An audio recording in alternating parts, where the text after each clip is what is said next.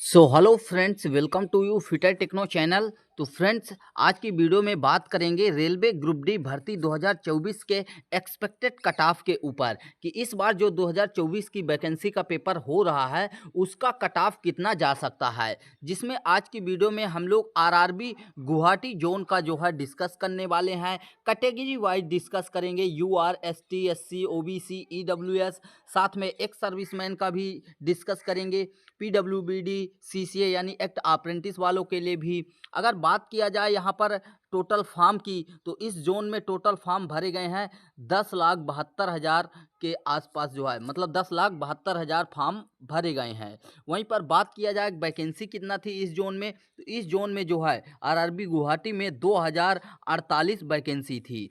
तो इस हिसाब से जो है कितना फार्म भरे गए कैटेगरी वाइज पूरे डाटा के साथ यहाँ पर एनालिसिस करेंगे कि पीईटी के लिए कितना कट ऑफ जा सकता है, कौन सा स्कोर किस कैटेगरी के लिए सेफ हो सकता है, उसके बारे में डिस्कस करते हैं। तो चलिए वीडियो को स्टार्ट करते हैं। उससे पहले चैनल में अभी तक नए हैं और अब तक सब्सक्राइब नहीं किए हैं तो सब्सक्राइब जरूर कर लीजिए।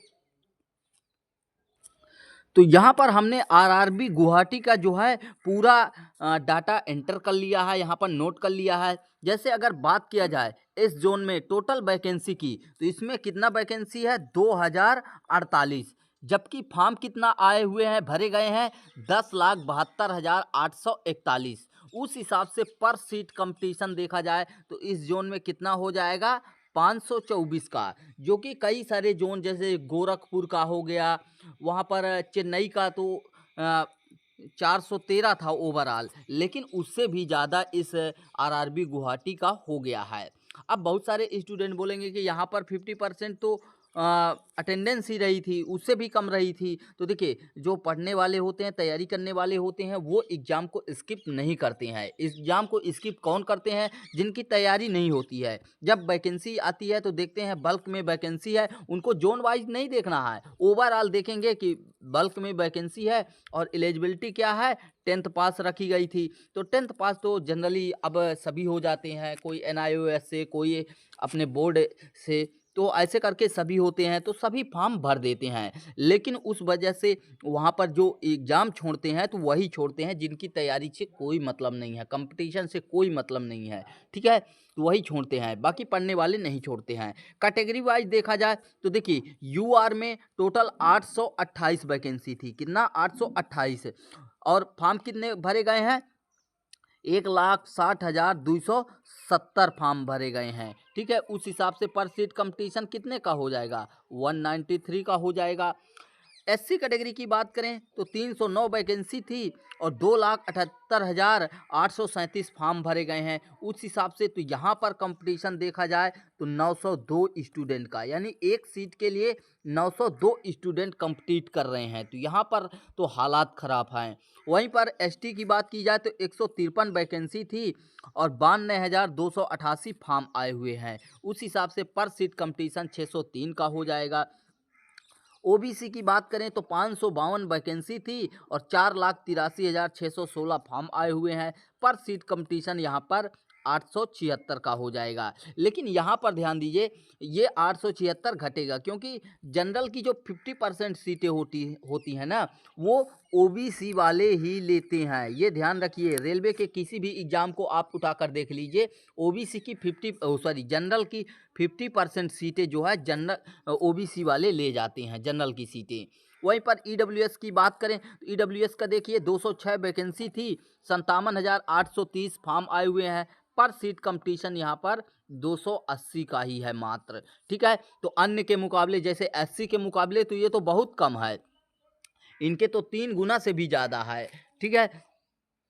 तो यहाँ पर अब डिस्कस करते हैं एक्स सर्विसमैन का। तो देखिए, एक्स सर्विसमैन में यहाँ तो जिनका फॉर्म भरे हैं सबका हो जाएगा, क्योंकि 409 वैकेंसी है और 817, क्या 817 फॉर्म आए हुए हैं। तो ओवरऑल कंपटीशन देखा जाए तो एक सीट के लिए 2 स्टूडेंट कर रहे हैं, तो जो भी थोड़ा बहुत लिख लेगा उसका हो जाएगा। वहीं पर पीडब्ल्यूबीडी की बात करें तो 107 वैकेंसी थी और फॉर्म कितना आए हुए हैं 7,069। पर सीट कंपटीशन यहाँ पर 66 का हो जाता है।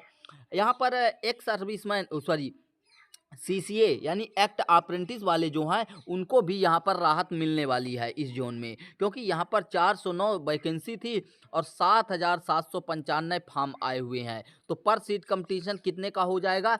19 का हो जाएगा। तो यहाँ पर भी कम नंबर पर आपका सिलेक्शन होगा। तो अब बात करते हैं कि कट ऑफ क्या रह सकता है, कितना स्कोर आपका सेफ रहने वाला है। तो देखिए इस जोन के लिए मैं डिस्कस करूं उसके पहले आपको बता दें कि यहाँ पर जो कट ऑफ डिस्कस करेंगे वह आउट ऑफ 100 पर और रॉ मार्क्स के बेसिस पर। अब कई सारे स्टूडेंट को रॉ मार्क्स क्लियर नहीं होगा, मतलब समझ लीजिए कि आपका 100 नंबर का एग्जाम हुआ, किसी स्टूडेंट ने मान लीजिए किसी का एग्जाम्पल के लिए 90 क्वेश्चन अटेम्प्ट किए और उसका 80 क्वेश्चन सही हुआ, 10 क्वेश्चन क्या हो गए? रॉन्ग हो गए। तो 10 क्वेश्चन रॉन्ग हो गए तो यहाँ पर 3.33 नंबर जो है कट हो जाएगा। किसके लिए? निगेटिव मार्किंग वाला। तो यहाँ पर इनका हो जाएगा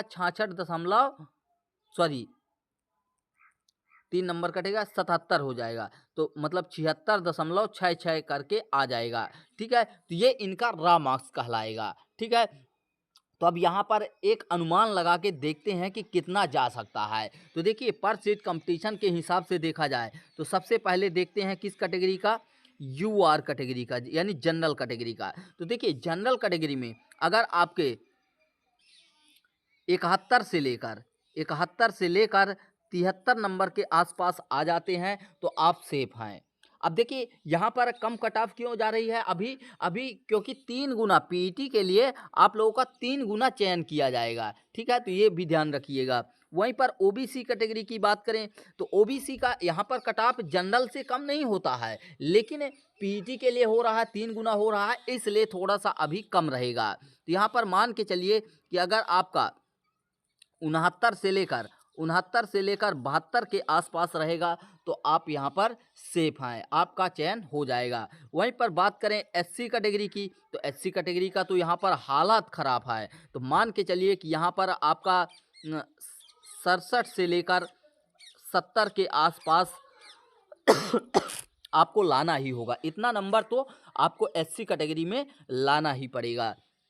वहीं पर एसटी की बात करें तो एसटी का भी कट ऑफ इससे कम नहीं जाएगा, बल्कि एसटी का यहाँ पर मान के चलिए कि आपका 65 से लेकर 68 के आसपास रहने वाला है।